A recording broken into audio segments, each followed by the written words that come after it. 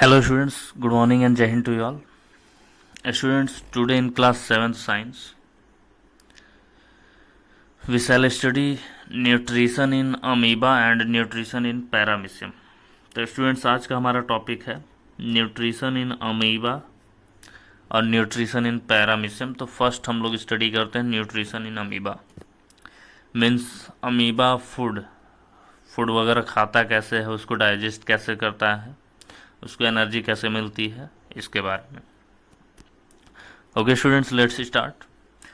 तो स्टूडेंट्स, जैसा कि आप सभी जानते हैं, amoeba is a unicellular organism. Amoeba जो है सिंगल सेल्ड ऑर्गेनिज्म है, वो उसमें एक ही सेल होता है, वो एक सेल से बना होता है। जैसे हम लोगों की बॉडी मल्टी सेलुलर है, करोड़ों सेल्स से बनी है, और भी बहुत सारे एनिमल्स हैं, सबके जो बॉडी है मल्टी सेलुलर होती है, यानी कि करोड़ों सेल्स, मिलियन सेल से बनती है।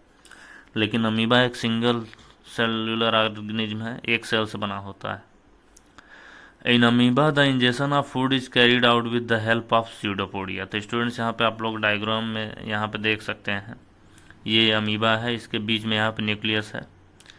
तो जब भी अमीबा किसी फूड पार्टिकल के पास जाता है, जैसे कि यहाँ पे एक फूड पार्टिकल दिख रहा है, तो इसमें क्या होता है कि इसमें प्रोजेक्शंस, यहाँ धीरे धीरे ये फिंगर के जैसे प्रोजेक्शन बनाने लगता है। जैसे कि ये पहले तो नॉर्मल रहता है, जैसे फूड पार्टिकल के पास जाता है, इसमें से फिंगर के जैसे कुछ प्रोजेक्शन निकलने लगेंगे। इस तरीके से आपको दिखाई दे रहे होंगे, ये ऐसे बाहर निकल रहे हैं। इस फिंगर जैसे प्रोजेक्शंस को हम लोग बोलते हैं स्यूडोपोडिया। तो in amoeba the injection of food is carried out with the help of pseudopodia. तो ये स्यूडोपोडिया फूड को अंदर लेने में, इंजेक्शन में हेल्प करते हैं। स्यूडोपोडिया जैसे ही बनता है, ये फूड को अंदर खींच लेते हैं। Amoeba lives in water and feeds on microscopic organism. Mainly amoeba क्या करता है कि वाटर में ही रहता है, और वो मेनली माइक्रोस्कोपिक ऑर्गेनिज्म जैसे बैक्टीरिया, अलगी, इस टाइप के ही फूड खाता है। तो स्टूडेंट्स, अब क्या करेगा कि स्यूडोपोडिया जब फूड को अंदर ले लेता है, तो स्यूडोपोडिया इसके ऊपर से, ये दोनों स्यूडोपोडिया जो हैं, ये इस तरीके से ये दोनों आपस में मिल जाते हैं और इस टाइप का एक स्ट्रक्चर बना लेते हैं। यहाँ फ्यूज होकर के ये दोनों मेल्ट होकर के, पिघल करके, फ्यूज होकर आपस में मिल जाते हैं और इस टाइप का स्ट्रक्चर बनाते हैं, जिसको बोलते हैं ये फूड वैक्यूल। तो स्टूडेंट्स, यहाँ पे लिखा हुआ है when it comes closer to any food particle. जब अमीबा किसी फूड पार्टिकल के पास आता है, तो it extends parts of the body के पार्ट्स को एक्सटेंड करता है। This extensions are known as pseudopodia. तो मैंने जैसा भी बताया, जैसे ही फूड पार्टिकल से पास आता है, ये बॉडी पार्ट्स को एक्सटेंड करने लगता है। पहले नॉर्मल था, एक्सटेंड करना शुरू किया, जिसको बोलते हैं हम लोग pseudopodia. Which engulfs the food. और ये जो स्यूडोपोडिया आप लोग देख सकते हैं, फूड को अंदर ले लेता है। Then pseudopodia join to form food vacuole. यहाँ पे जैसा कि आप लोग देख रहे हैं, then pseudopodia join to form food vacuole. मैंने अभी बताया, ये दोनों स्यूडोपोडिया आपस में ज्वाइन हो जाते हैं, फ्यूज होकर के, मेल्ट होकर के मिल जाते हैं और एक फूड वैक्यूल पूरा इस तरीके से प्रिपेयर कर लेते हैं। Now students, the food is digested here and undigested food is egested out. अब इससे बात क्या होगा कि ये फूड वैक्यूल में ही फूड पूरा डाइजेस्ट हो जाता है और डाइजेस्टेड फूड यहाँ से, इस वैक्यूल से ही पूरे सेल में एब्जॉर्व कर लिया जाता है। और जब जो अनडाइजेस्टेड वेस्ट मटेरियल बचता है, उसको ये लोग क्या करते हैं कि फूड वैक्यूल्स के थ्रू ही इसको बाहर फेंक देते हैं इधर, और फिर से अमीबा अपना शेप नया ले लेता है, फिर नए फूड की तलाश में निकलता है। तो स्टूडेंट्स, ये है न्यूट्रिशन प्रोसेस इन अमीबा। तो स्टूडेंट्स, आते हैं नेक्स्ट टॉपिक पे, paramecium nutrition. Nutrition in paramecium. Paramecium में न्यूट्रिशन कैसे होता है, इसके बारे में समझते हैं।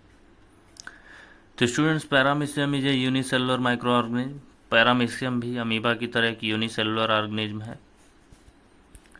It has hair like structure on its entire cell body. इसका जो पूरा सेल होता है, उसके ऊपर हेयर के जैसा स्ट्रक्चर, छोटे छोटे हेयर, जैसे कि हम लोग बॉडी पे हैं, यहाँ पे हाथों पे छोटे छोटे हेयर, ऐसे ही उसके पूरे सेल बॉडी पर छोटे छोटे हेयर स्ट्रक्चर होते हैं, जिसको बोलते हैं cilia. It is in the shape of a slipper. और पैरामीशियम का जो शेप होता है एकदम स्लीपर के जैसा शेप होता है, आप लोग डायग्राम बुक में देख सकते हैं, बुक में दिया हुआ है, तो वो एकदम स्लीपर के जैसा दिखता है। इट हैज़ 2 न्यूक्लियाई, और अमीबा में जैसा हम लोग देख रहे थे सिंगल न्यूक्लियाई, एक न्यूक्लियाई होता है, लेकिन पैरामीशियम में 2 न्यूक्लियाई, 2 न्यूक्लियाई होते हैं, जिनको हम लोग बोलते हैं macro nuclei and micro nuclei. Nucleus, micro nucleus size में माइक्रो न्यूक्लियस से काफ़ी बड़ा होता है। It lives in water and swim with the help of the cilia. तो स्टूडेंट्स, इसकी बॉडी के ऊपर जो हेयर लाइक स्ट्रक्चर होते हैं, जिसको हम लोग सीलिया बोलते हैं, वो इसका हेल्प करते हैं स्विम करने में। जो पैरामीशियम होता है वो वाटर वगैरह में स्विम करता है इसी सीलिया की हेल्प से। और it's main food is bacteria और अलगी और ईस्ट।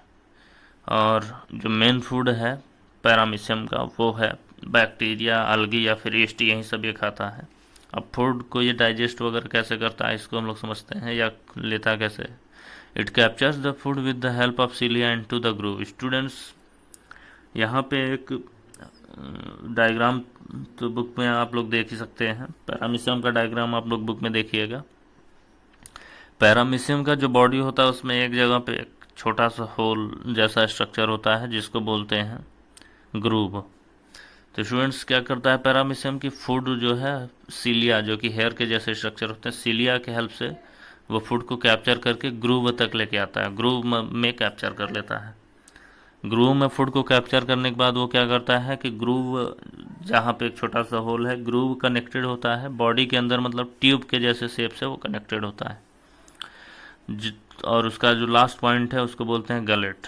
एक ट्यूब यानी कि नली के जैसा शेप होता है, उसी को हम लोग बोलते हैं गलेट। तो वो ग्रूव में फूड को कैप्चर कर लेता है सीलिया की हेल्प से, और उसको फूड को गलेट के थ्रू अंदर लेके जाता है।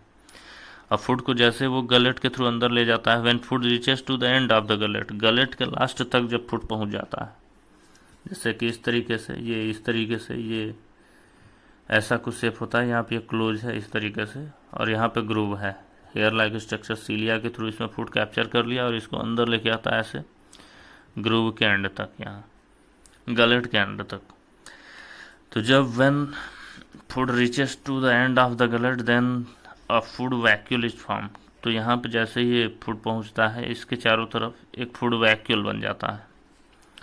Food is digested by enzymes in food vacuole. Food vacuole में फूड जो है डाइजेस्ट होता है and absorb by the membrane surrounding the food vacuole. और उसके बाद जैसे फूड डाइजेस्ट हो जाता है, फूड वैक्यूल के चारों ओर जो मेम्ब्रेन होती हैं, पतली सी झिल्लियाँ होती हैं, वो फूड जो डाइजेस्टेड फूड है उसको एब्जॉर्ब कर लेती हैं, और अनडाइजेस्टेड फूड को वहीं पे छोड़ दिया जाता है। Undigested food is egested out by anal pore. और वहीं साइड में एक अनल पोर होल होता है, जिसके थ्रू अनडाइजेस्टेड फूड जो कि डाइजेस्ट नहीं हुआ होता है, यानी सॉलिड वेस्ट मटेरियल जो बच जाता है, उसको वो लोग बाहर फेंक देते हैं। तो इस तरीके से स्टूडेंट्स ये पूरा इसका न्यूट्रिशन प्रोसेस है पैरामीशियम का। स्टूडेंट्स, आप लोगों को बुक से डायग्राम इस टॉपिक का ड्रॉ कर लेना है। बुक में न्यूट्रिशन इन पैरामीशियम हेडिंग में वो डायग्राम दिया हुआ है, तो आप लोग इसको कंप्लीट कर लीजिएगा अपने से। ओके स्टूडेंट्स, आज की वीडियो में बस इतना ही। Thank you, have a nice day. जय हिंद, जय भारत।